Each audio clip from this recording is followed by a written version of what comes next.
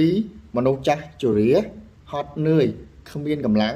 មានជំងឺប្រចាំកាយមកប្រែក្លាយទៅជាមនុស្សចាស់មានភាពរឹងមាំមានសុខភាពល្អពេញមួយជីវិតសុខភាពល្អមិនមែនជារឿងដែលសំណាងទេ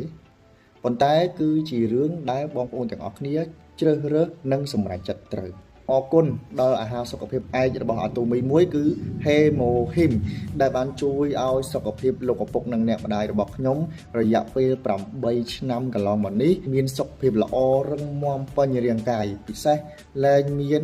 បញ្ហាអស់កម្លាំងលហិតលហៃនិងជំងឺប្រចាំកាយរបស់ពួកគាត់អាតូមី Hemohim ពិតជាល្អខ្លាំងមែនទែនសម្រាប់មនុស្សចាស់ជរានិងមានជំងឺ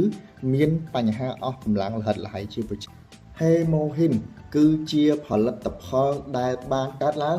ដោយការសិក្សាស្រាវជ្រាវក្រោមគម្រោងរបស់រដ្ឋាភិបាលប្រទេសកូរ៉េនិងស្រាវជ្រាវពិសោធន៍ចាយពេល8ឆ្នាំចាយដើមទុនជាង$5 លានហើយអ្វីដែលសំខាន់ទទួលបានការទទួលស្គាល់ពីប្រទេសមហាអំណាចធំៗនៅលើពិភពលោកទទួលស្គាល់និងមានវិខេបបទជាច្រើនជុំវិញពិភពលោកដែលទទួលស្គាល់ថាអាតូមី Hemohim គឺជាផលិតផលឯកលេខ1ដែលនៅលើពិភពលោកមានតែមួយនេះទេថាដែលលោកឪពុករបស់ខ្ញុំមិនទាន់បានហូបអាតូមី Hemohim នេះពុករបស់ខ្ញុំឈឺធ្ងន់ដេកដួលនឹងកន្ទេលហៅមុខងើបមិនរួចនិយាយមិនរួចតែបន្ទាប់ពីគាត់បានញ៉ាំ Hemohim មួយសប្តាហ៍ក្រោយមកគាត់និយាយបានគាត់ញ៉ាំបាន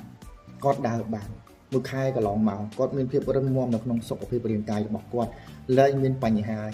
ម្ដាយរបស់ខ្ញុំមិនទាន់ហូប Hemohim នេះគាត់មានបញ្ហាដុំគិះទឹកនៅក្នុងរបស់គាត់ធំមែនទេទី1ទី2ម្ដាយរបស់ខ្ញុំមានបញ្ហាសុខភាពស្បូនសុខភាពស្ត្រីរោគស្ត្រី